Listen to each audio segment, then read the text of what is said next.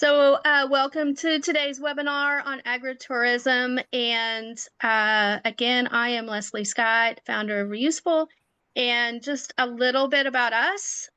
We are a sustainability-focused organization that helps people just learn more about how to lower their carbon footprint, whether that's through repairing items instead of buying new ones, donating their items they no longer need, or just figuring out how to have a more sustainable lifestyle, like gardening and growing your own food, or shopping local. So excited to have Alicia Ellingsworth here from KC Farm School. I'm gonna get her presentation pulled up here, and we will get going.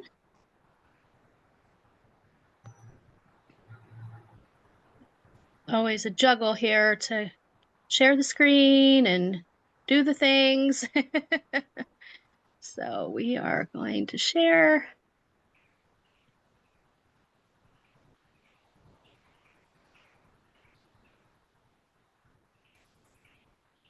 And the floor is yours. Thank you, Leslie. Oh, and you did it. You made it happen. I'm happy to be here. It's always nice to show up for KCK partners and share our message. And I'm really impressed with your draw, like from all over the country. That's a significant reach. So yay for that. I'm seeing there's people on here who also know their stuff. So I would love for this to be as much a conversation as we can make happen in this format throughout, or at the end, there's time for questions too. But I want to learn from you as well. I'm going to share the way we do it. And I think that's a powerful message because it's so close to us. And that overall message is, if you do what you love, or if you do what you're good at, or if you're tied to it, whatever message, whatever you're telling other people, right? It's attractive to some of them, not all of them, but it's attractive to some of them. So so KC Farm School is in southeastern Wyandotte County, so not in the urban core of Wyandotte County, but we're bordered by interstate highway. There's a cell phone tower on our property. I have a neighbor 25 feet from where I'm sitting, and north and south too. So we're definitely an urban farm.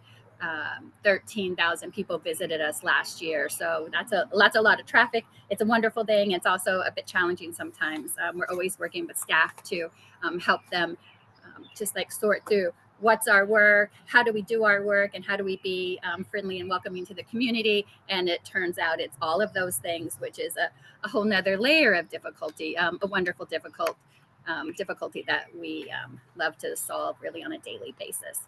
So on our 14 acres, we grow food and teach people how to grow food.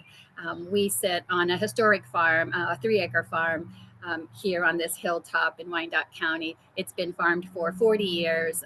And the really special thing is that we know the folks who farmed here before us. We know their name. The organizations are still around. One of the individuals is still on our board, is a mentor for me. So really connected that way. And then we always do talk about too the people who were here. We may not know their first names, but we know a lot of the communities that they come from, and that they settled here, lived here. Some were here by choice, and some of them were moved here. And we always take a minute to honor the folks who have farmed here across the times. We're a regenerative farm, and I think that settles us in. So that's part of our message, right? Is the community. Part of our message is regrowing, regenerating the urban communities that we live in, helping regenerate rural communities, plant insect and animal communities, soil communities. And so with that frame of mind, and with the goal of growing food, and with education, we show up every day and trying to make it happen. We're all here getting ready for our farmers market and our CSA distribution that starts at 3 o'clock today. So that's a little bit about what we're doing. Ashley, we could I have Ashley on my mind. Leslie, we could go to the second slide, please.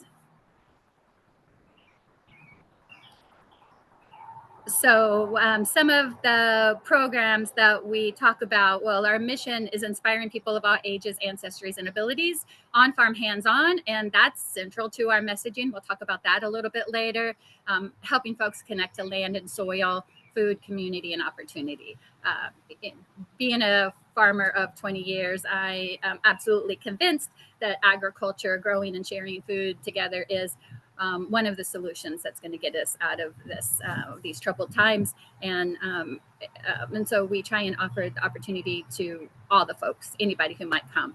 So Ag Explorer Saturday for 4 to 8-year-olds, really to inspire and teach their parents how strong these 4-year-olds are, right? So part of our whole messaging is doing with our community and not for our community. So we try and hold that every day. And so if we're working with 4-year-olds, mulching a bed, the 4-year-olds are carrying buckets of leaves. Of course, they can't carry or push a big heavy wheelbarrow, but it's on us.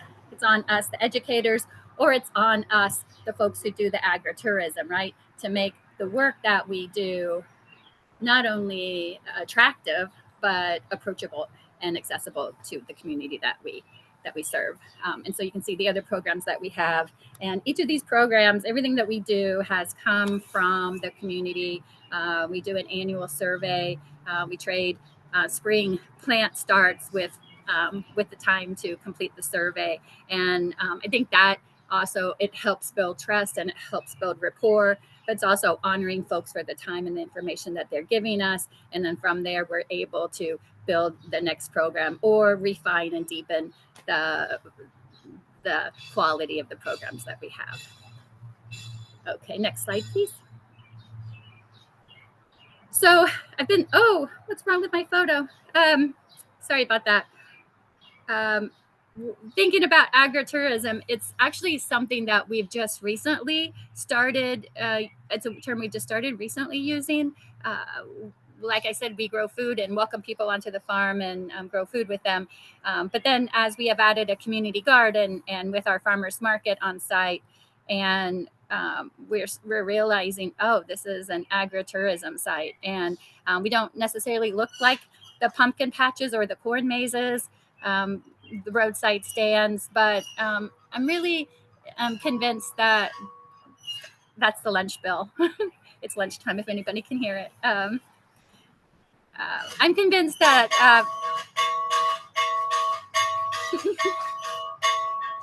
there it goes. So the Farmers on the Rise made lunch today. Farmers on the Rise are 13 to 18-year-old apprentices. It's a paid summertime position, and this is day 3, and they're making lunch for the rest of the staff. I think there's 13 people on farm eating today. One of the central things, so growing food for sure, and sharing food is what we do. So that kind of feeds into our agritourism, but I think it's okay to say that we're successful with 13,000 people coming every year, and being in our 7th year, we don't have it all figured out. We're not perfect at it, but we're successful because we're following our heart. And so as we start thinking about how can I get people to the farm, what can I give them? What can I show them? For us, it's simple. It's what we do. I'm the co-founder, a veteran farmer, and then my co-founder is a 20-year veteran teacher. So what we do is grow food and teach people how to grow food. So as you're thinking about your own story, like, give that some time. I didn't talk a lot about our founding story today, but it's inspiring. And I feel that it's more than just me telling the story about how I got here. But one of the messages that we really have is that if you feel pulled to try something, if you feel like this answer or this question won't leave you and it keeps popping up, I encourage people to follow it. And that's how we started KC Farm School. I surely didn't want to come back to this farm and farm again after as I age and as there's more things for me to do in my life. But one of the things that kept happening as I was looking for reasons not to start this organization, every morning I would come up with, oh, we can't do Casey Farm School because, come up with a reason why, valid reasons. By the end of the day, every single day, every one of those reasons was decimated. Either people showing up saying that they wanted to solve the particular problem I was looking at that day, inspiring conversations, emails, phone calls, or really unexpected responses to people who I had checked in with after really many years to ask them if they would be interested in hearing what we might do. So I believe that by sharing that story with other folks, it people who are ready to hear it are moved by that. And again, I feel that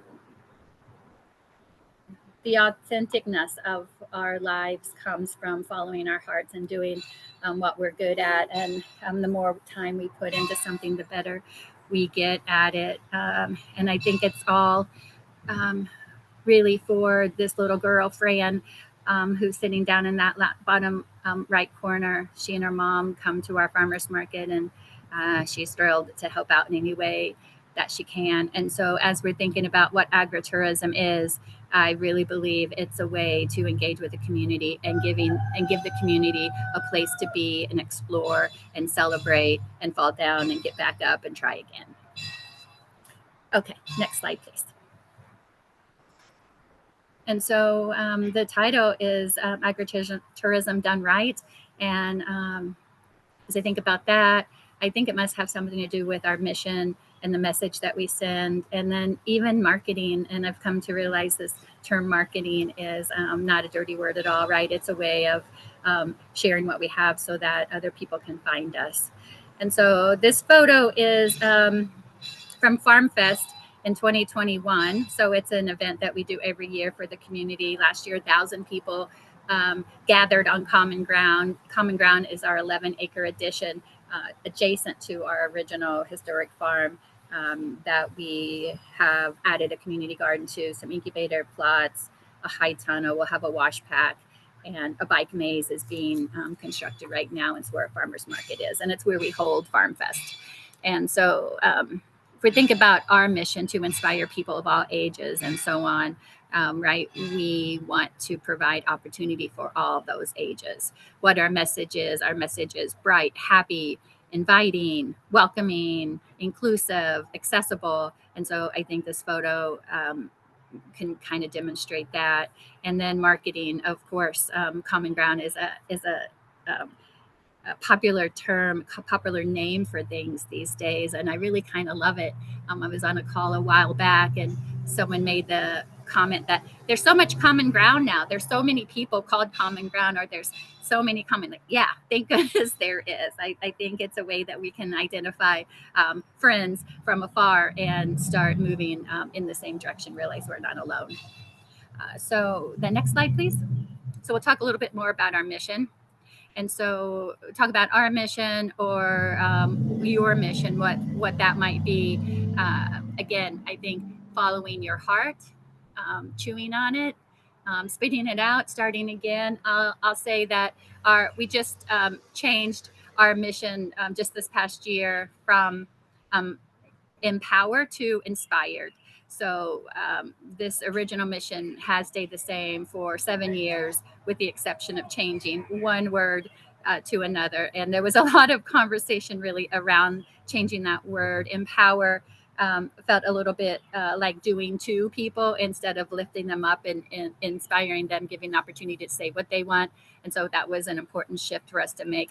Otherwise, this mission has served us well, and I can imagine it will continue. And this mission was written in about 10 minutes, one day before we even launched the organization, as we were gathering with 10 friends, and I needed to give them something. So we scribbled out, what is our mission? And we wrote it that quickly. So again, I think that if you're following authentic message and if you're following your heart, those words come easily. And of course, wordsmithing is always a wonderful thing, but we're not selling anything to people. And that's an important distinction. And as we talk about agritourism, I think it's more and more, it's louder and louder out there, right? Social media and all the stuff, all the opportunities that we can do. Our lives are so busy these days. And so anytime we have a chance to touch something that's authentic and that's real and that's uplifting, it's what I want to do. And I think there's attractiveness to that.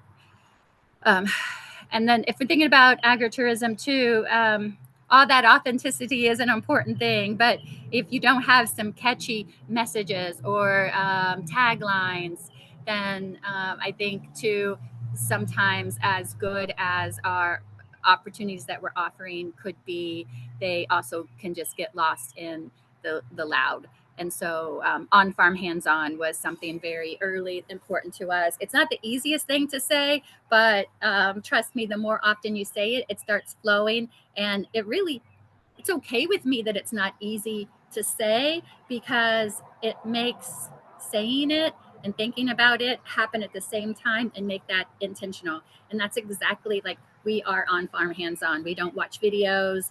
We don't watch YouTube to figure things out. We don't bring kids onto the farm and sit down and talk with them. The kids get into the soil, they get dirty, they use tools, they learn the difference between tools and toys. And so really thinking about the message that we have and the language that we have around it. These are hashtags of ours: action is the solution and growing common ground. So as we talk about ourselves and as we tell others about ourselves, really those three hashtags align our action and our work and helps make it simple to understand the bigness of what we do. Next slide, please. And then so we're talking about mission, message, and marketing. I used to have a real aversion to marketing. I thought it was advertising and it was somehow tricky and sneaky and underhanded and sliding something over on us. And then I heard someone very smart talk about the difference between advertising and marketing.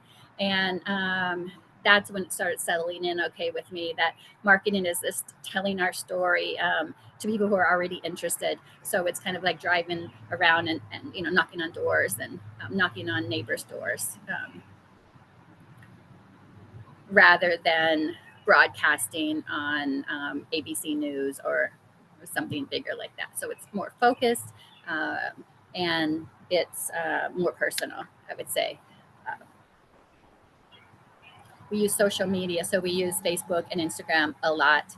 And I think that one of the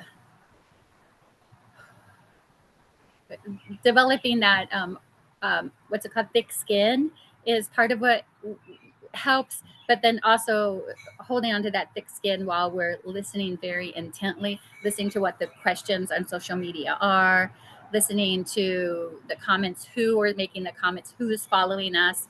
And so if you dig into social media and the insights that it gives about itself, then we can start to fine tune the language, the photos, what we take photos of. And then always our programming is based on what the demand is. And so telling the story to our neighbors are looking for opportunity for their kids. Our neighbors are looking for food that is healthy and affordable. And really, since COVID, our neighbors have been looking to grow their own garden. And so our marketing is always focused particularly on those three groups. Being part of the larger local food system, we are connected to other farms and other nonprofits who are promoting agriculture. And that's something that we're letting come out a little bit more now as we have more staff. But for the first few years, we were really focused on education and growing food. And so how to find these folks, right? So the marketing that we do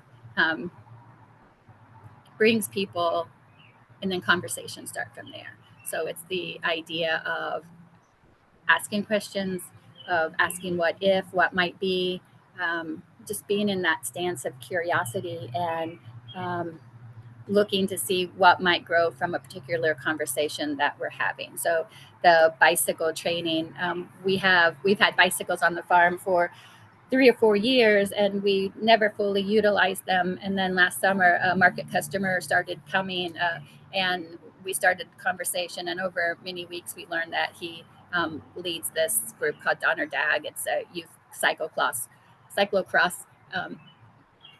group not far from the farm. And so he offered to lead and start one here and to help really build out our bike trail and walking path. And so just thinking about how one conversation leads to another. And then we should also talk about volunteers. And volunteers is a word that I struggle with a lot. Grateful for people who come and help us. It's not that at all. I'm not sure volunteer accurately captures what happens between us and the community that we're in. People come and trade their time, and we trade the food that we grow. We share transplants.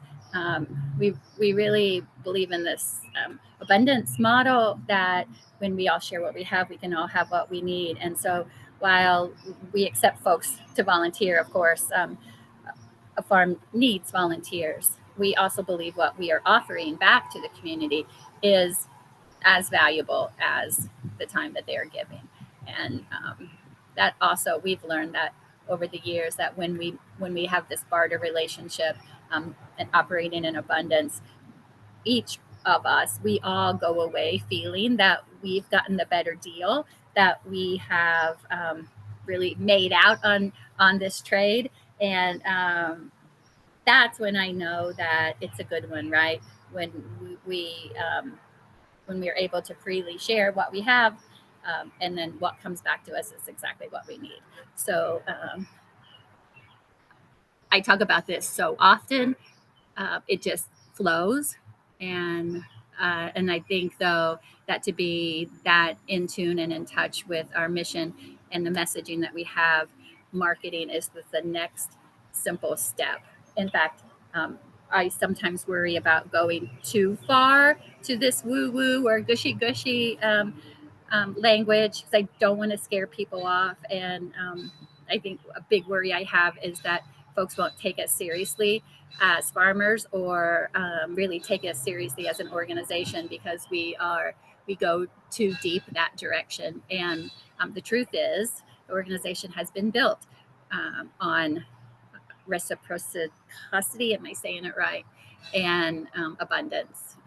We're a $1 million organization now, and from day one, we've been able to share what we have and get what we need to be able to take those steps forward. So agritourism done right, I think, is simply sharing what we have with our neighbors and inviting them to fully participate in what we're doing here.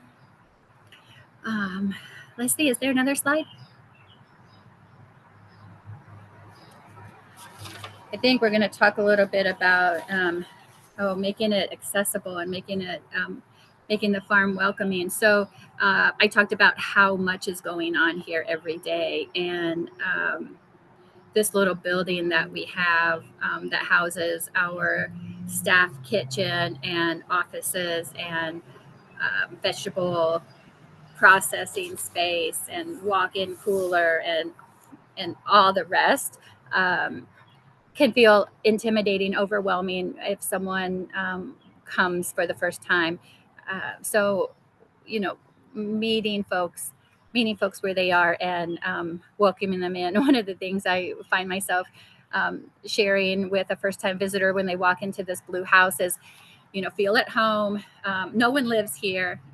That's often the case, is that people are worried to step in and invade space. So reassure them that the place looks homey and whatever they may think it looks like, but no one lives here. So open the cabinet and get a cup or a plate if that's what you're looking for. We share meals together. So we share meals with staff. We share meals with volunteers who are here for the day. Farm Fest, we feed all the people who come, and so far we've not charged for that meal. That feels pretty important to us. And one of the things that we learn from new staff members or someone's sharing meal with us for the first time is just their food allergies. And we always want to make sure that we can accommodate as much as possible food allergies or food preferences and make a person feel welcome. Uh, we have a tiny bathroom in this blue building, but we also have two accessible porta potties, one here at Gibbs Road and one at Common Ground. So making those investments in our community make people feel safe, make people feel seen. And then some other things that we do. So these little girls here were some farmers' children. We share our greenhouse space with other market growers, and that these are grandkids of one of those growers. But even the 4-year-olds who come for Ag Explorers, we are meeting people. We're meeting 4-year-olds where they are, or in this case, 3-year-olds where they are, and giving them meaningful work. And so we don't put bean seeds in those red Dixie cups and send them home with people. We really invite people into the real work of farming.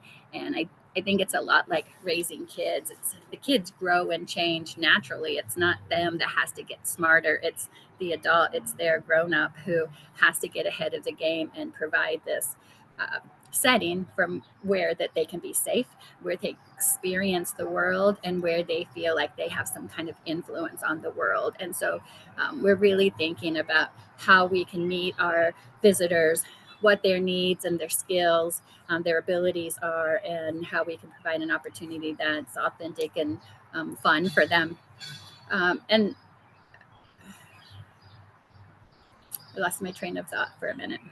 When we talk about when people come to the farm and we have a circle, a field trip, or volunteer group, we start in a circle and start off with saying hello to everyone we meet. We have a list of farm agreements. You can imagine if you open it, close it. So just getting on the same page with that. We ask questions so that it keeps everybody safe and going in the same direction. We take care of ourselves, our visitors, the cat, the chickens, the soil, the water. We conserve resources. But the number one farm agreement that we make with everyone who comes here is that they will say hello. We say hello to everyone we meet. And that's how serious we are with providing a place that is safe and accessible and welcoming. It's a place where you can be seen. It's a place where you can explore. It's a place that feels safe, and pretty committed to that. And I think our proof that that's working is really, we don't have an event that I don't hear back from someone just commenting on how friendly and welcoming our staff is. And it's the real deal. People take it to heart and experience. And I think it happens often that agreeing to these farm agreements sets us toward walking in the same direction. And then as much as we can use graphics, share information, we do. So it can be a little bit confusing if we ask people to park at Common Ground, but then we're inviting them to the greenhouse and they have to cross the street. And then there's a part of the field that they have to walk by, and they're probably wondering if they're really in the right place or if they're in somebody's backyard kind of thing. And so this graphic, over the years, we've tweaked it and helped and shared it with visiting groups and sharing it during events or before events so that people have a really clear vision of where they park and where they go. And when we think about trauma-informed care and trying to make sure that everyone feels safe and welcome here, we use a lot of these tools. And speaking of tools, right, embrace them. We talked about tools and toys. So a 4-year-old knows that a toy is something to play with, and we talk about that, and knowing that helps them frame what a tool is. And a tool is something that keeps us safe, makes our life easier, but it's also something that we could hurt other people with if we're waving a shovel around in the air. And so I would say that we keep that in mind as well, trying to keep our website as easy to use. And we we manage our own website in-house. There's 3 of us who each manage pieces of it, or at least manage kind of like our own pages. But then there's always this checking and support back and forth before we post something. You know, we share it with a teammate or two for that proofreading. The same with social media. We have many voices using social media, and it's a little bit hairy sometimes. We have to plan out posts, so make sure that, you know, everybody can get in there what they need to get in. But I think using the social media as a tool in this way, it really helps tell our story of who we are. So we're telling the story of who we are through pictures and through events that we have, but also just the wide variety of voices that have access to posting on social media. Um, our youth educator posts her own, creates and posts her own pieces. Um, Farmers post their own, you know, and so it's really authentic photos from the field and in the soil and with the kids. Um, and I would say one of the benefits, and at the same one of the struggles that we've had over the years is all of that. Can we do all of this? And yes, we must. I try to step away from that word. Yes, we must do it. It's more of we have the opportunity to do something we're so committed to and tied to, and like how beautiful is that. And when we're working with people who see that, participate in that, and fit us just right, it does flow and it does seem to be easier. So I just want to encourage folks to use the technology that's out there. There's new stuff all the time, so I'm grateful for younger staff who brings it to us. We use Slack to communicate internally, especially like in the off hours. Um, Being a nonprofit, we have access to TechSoup, so that gives us a lot of access to Google Drive and multiple other platforms. Always sorting through if we want to have individual emails back and forth to schedule groups, or if we could just like lean into that technology and use a scheduler on our website to help people find their way. I would say though, I'm kind of like a holdout, and I want to hold on to that individual touch points as much as possible, rather than just getting the form email back. We look forward to see. We're so excited, but it's a form email back. So it's finding that balance between all of it. So exploring technology, but at the same time, not giving our authenticity up completely for it. And then be yourself, right? That comes over and over and over, is that when you're being yourself, it's coming out great. You're having more fun. You are an expert. And part of that being yourself, I think, is remembering who you are. And that's one of the goals that we have, is to help people step into that, remembering who they are. I think there might be one more slide. Oh, and that's just how to find us. So Instagram, Facebook, we have a newsletter. So at the bottom of every one of our newsletter website pages is a link to sign up for our newsletter. My co-founders in the front, Jennifer Thomas, and then this is last summer's crew. So it's adults, some 13-year-olds, and everybody in between. I appreciate the time being with you all, and I'm really curious to hear what you have to say.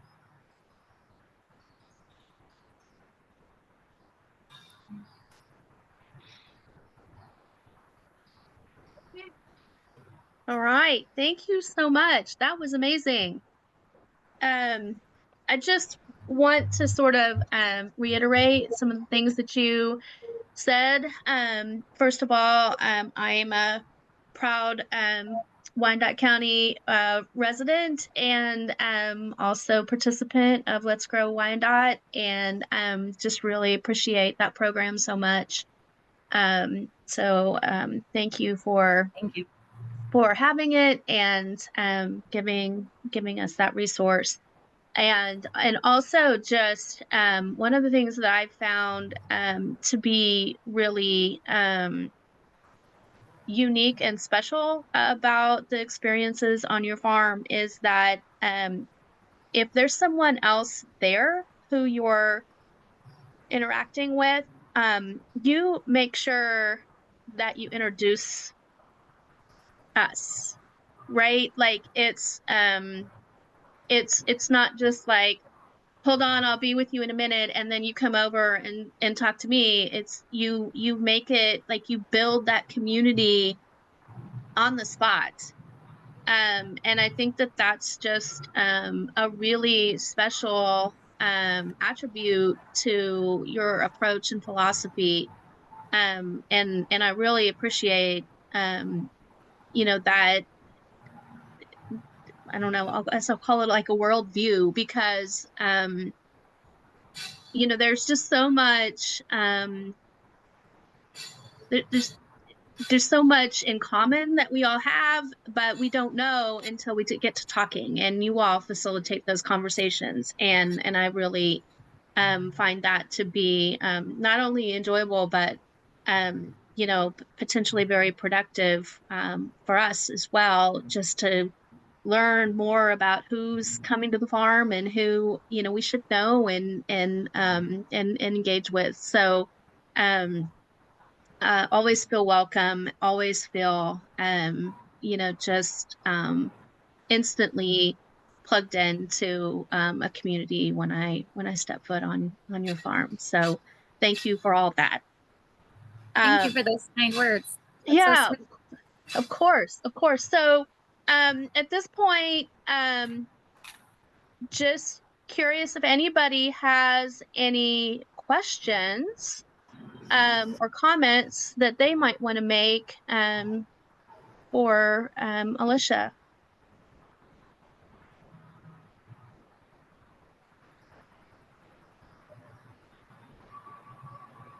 Okay, so I have one.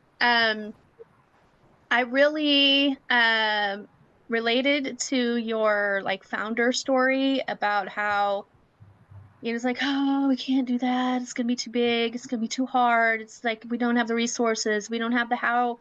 How do you even, start, to eat this elephant, right? Yeah, yeah. Um, and so I'm just curious if you can talk a little bit more about like um what was that founder story like? And how do you reflect on, that experience now that you've had some years to get the Casey Farm School up and going and making it a going concern. Um, and then just also like what are your ongoing struggles to keep it going? Um, so what finally got you like, okay, yes, I'm gonna do it. And then how do you keep it going? Yeah. Um, yeah, I want to answer. I'm not a veteran, a U.S. Military veteran. I'm a veteran farmer. So, yeah, I wondered if that's ever confusing. But yeah, I've been farming for 20 years. So that's what I was referring to.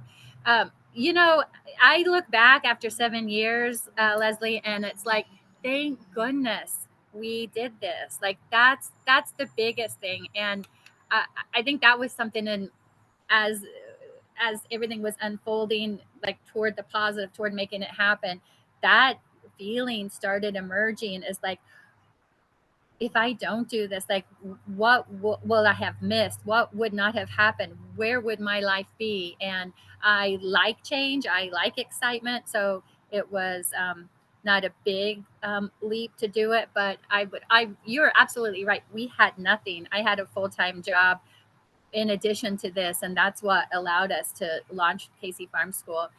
And we didn't plan it for a year. We jumped in and started it immediately, and bringing people onto the farm immediately because we wanted that to be just part of our culture. But I would just say that as these blocks started going away, it was a really strong visual and a body experience that I had of being in the flow. And it was, I mean, one of the most moving times of my life, that I really felt this cared for and nurtured and just moving forward. And so much so that I just wish that for everyone to be so cared for and inspired and supported over the over what they're interested in doing. Um, I will also say, because it's easy to just like fall in love with that. The truth is, Jennifer and my co-founder, we often talk about, we had no idea it was going to be this. Like, we knew Casey Farm School and we knew all this stuff, but we didn't know the nuts and bolts. We didn't know that we'd have payroll. We didn't know we'd have to write an employee handbook. We didn't know all of that stuff. And I'm glad we didn't, because that Garth Brooks song, right? We might have missed the dance had we known all of that. We knew just enough, and we had each other. I think that was also a really powerful thing. In the beginning, I thought it was just me out here. And I had a lot of support. People were like, yeah, let's do it, or yeah, you should do it. But when Jennifer came along, it was just like, oh, now the pieces are really starting to fall into place. And I don't have to know all the education stuff. I can just stay in this area and bring my skills. So just like such an inspired time, and so grateful for all these 7 years, but especially for that summer of 2018. It was a beautiful time. Yeah, I mean the lesson I'm taking from a couple, one is, sometimes you have to kind of leap before you look. And also you need someone with complementary skills to really make it happen, because so often we we can't do it all. Even if we have all the skills, you don't have the bandwidth to do it all. So you really need someone walking alongside you. Yeah. We do have a couple of questions in the chat. So the first one is, do participants have to sign a waiver, liability waiver, and what's your insurance situation? Yes, they do need to sign a waiver. There's many layers to all of that. We've heard the waiver is might not hold up in court, so there's that. But we do it anyway because it makes us mindful, and it keeps people intentional and aware that this is a real working farm, and you could fall. You probably will get dirty. You might rip your jeans, kind of thing. And so, yes, everybody who comes on, and actually every time they come, they sign that waiver. It's a too long a form on Google Forms, but it asks all the questions. But yes, they sign a waiver. We also have that really ugly, kind of scary black and white sign that the horsemanship, Kansas horsemanship, passes out, and it just says, warning, you're entering a working farm, and then it goes on and on with all kinds of legal stuff. Again, folks say this doesn't really mean much in court, but it's another step of warning people, hey, this is a working farm, and please be aware and be careful. We do have insurance. We have all the insurance that you hopefully would need. So we have product liability insurance for our produce and vegetables, and then liability for anyone to get hurt on the farm. We have directors and officers insurance, and then workers' comp. And so we have all of those things. Again, bookkeeper sets that up for us, and so very grateful for that knowledge, because that's way beyond what I can focus on. And there Yeah. was another part of that question. Oh, was there another part of that question? Um, just the waiver and the insurance. I think we Yeah, we caught them.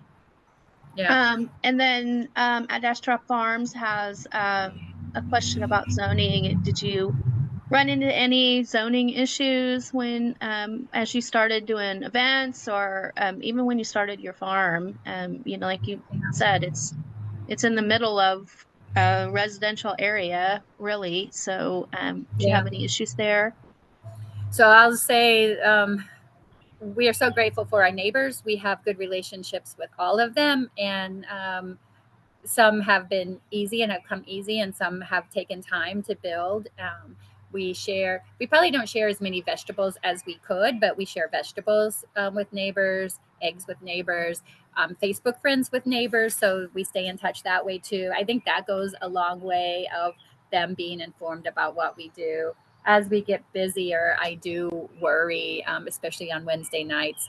There's a lot of traffic in and out of Common Ground for the market. So just taking care of folks that way. Um, and then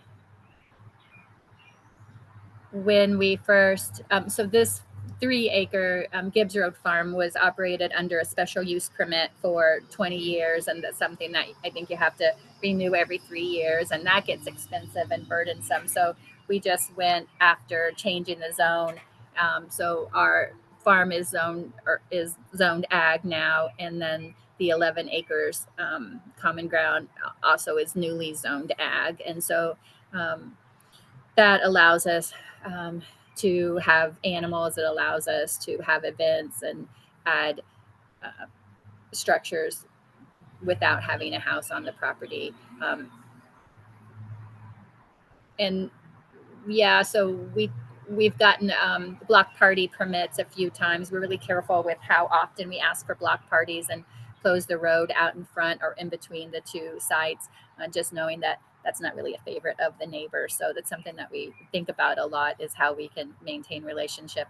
It's basically a business in the middle of their residential neighborhood, and um, we know that we're visiting here. Even though I've been here for 15 years, I'm still visiting. These folks that live around us have lived here 20 years and more.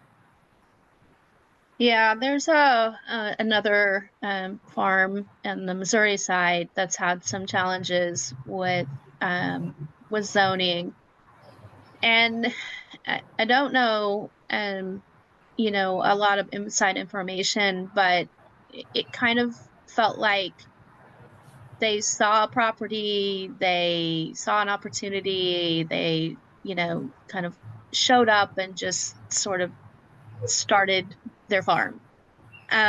What kind of interaction or engagement did you do with the neighbors before you started KC Farm School to build those relationships instead of just like, okay, here we are and we're, doing this great thing for the community and everybody should love us?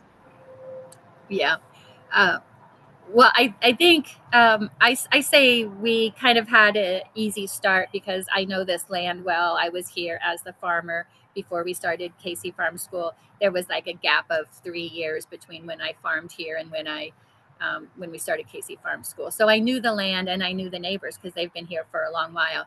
And I, this sounds a little bit goofy, but they know how hard I worked. Like they remember me being here 10, 12 hours a day back in the day. They remembered my daughter coming and spending her afternoons and evenings here until we were finished working. And so I think that goodwill takes us pretty far down the road. And then I can't say we do it as much as I would like, but maybe it's enough, is sharing like an update with the neighbors. So we'll do like here's like what's happening on the farm or what's been going on, what we're looking forward to on the farm this season, and go by and leave it on their doorstep or stop and have a conversation with them. Offering what we have, like we were contacted some years ago. Whole Foods had these extra Christmas trees, and they offered it for us to give them away if we wanted to. And so um, our landscaping buddy went and picked them up, and we just had Christmas trees for people to come and pick up, no questions asked. And I think that goes away during COVID when they had the free government boxes. A couple of times working with Groundwork NRG, they had some boxes they couldn't give all of them away. And so it's saying yes, right? So they called one Saturday afternoon, can you take 200 boxes and give them away? And so we said yes. And I was like out in the street waving people down, giving them free food boxes. And I think the Let's Grow Wyandotte program, even though our neighbors, some are participate, but they all don't, I think they feel that goodwill. So probably I'll point a lot to social media. Like they know about what we're doing here because we tell our story and they watch it along on social media. Yeah, I think it just feels like a different kind of approach that you take with the community. Just to be frank, um, that's just my observation. Um, do you have, so this is about agritourism. So, do you have people coming from other parts of the country to do work? Do you have people who are just like kind of roaming around looking for places just to like dig in the dirt sometimes? What kind of people have you had from sort of outside of the region coming to do some work for you? Yeah, I think our friends bring a lot of people. So we're friends with some professors at UMKC, and they will bring their students. So environmental studies class will come to the farm once a quarter and walk around and see what we've got. Kansas City is just a really connected town, right? There's a nonprofit called Global Ties, and they're connected to the State Department and bring visitors from across the world. Sometimes ag focused, sometimes not ag focused, and I think we're on their call list. They're going to come in July, and so um, some years ago, the U.S. Horticulture Society found us. I don't think it's horticulture. Horse Therapy Society found us, and they were doing an ag series and a conference here, and so they spent the day. I don't want to keep saying social media, but it's a powerful tool, and as much as it sucks and sucks us in, um, we've benefited from it. We're very clear on the language that we use. It's really positive, optimistic, can do language. We're very particular about the photos that we share. They're people doing things and in with people doing things. They're not like standing up, taking a group shot at the end of the work. And so, yeah, so I, I wasn't expecting that question. If you No, have an answer other than what I'm giving, then tell me what yeah, it is. no, that's okay. That's okay. Um, I know so I know that there are people who are just like, I'm gonna take some time and I'm gonna drive around the country and I'm Oh, gonna just find places where I can, maybe hang out for a little while. And these, free spirits are just yeah. are really great to have around because they're just like, I'm just here, to see how I can contribute. So, it's fun to think about those kinds of folks being able to find you. Well, we're almost at time. I wanted to give a minute for any last questions that anybody has.